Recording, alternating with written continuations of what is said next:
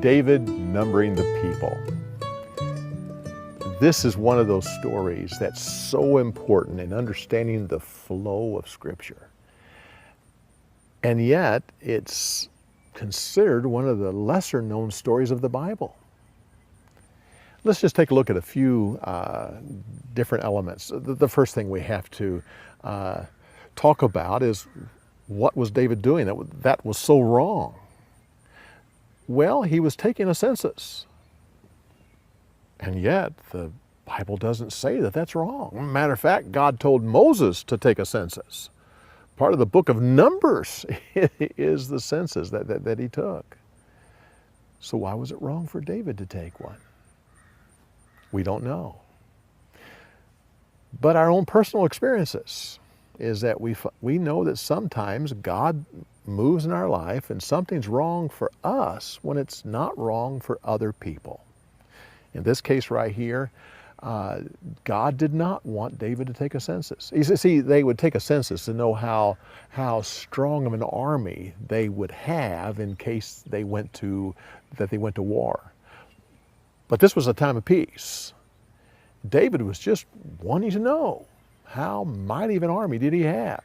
And God told him, do not do that. Even Joab knew that. Even Joab knew that God did not want David to take a census, to say, just trust the Lord that He'll supply you as many men as you need when the time comes of war.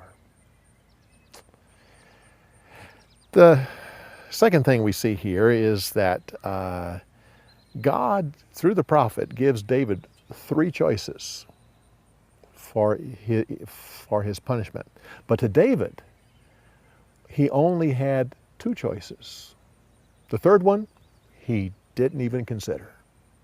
The famine, many years of famine, David did not even go there. That was not a possibility.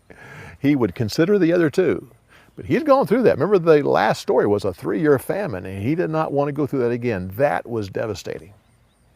He had to consider between being chased in war, being chased by his enemy, or having a plague, and he chose the plague as the lesser of two evils.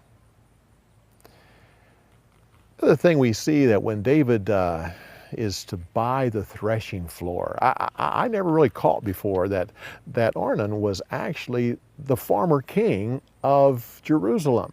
He was the Jebusite that was the king when Jerusalem was a Jebusite city. And all right, David could take the threshing floor from him as the conquering king. But he didn't do that. No, he bought it because, like he said, he didn't want to sacrifice to God that which cost him nothing. One last thing, a minor point.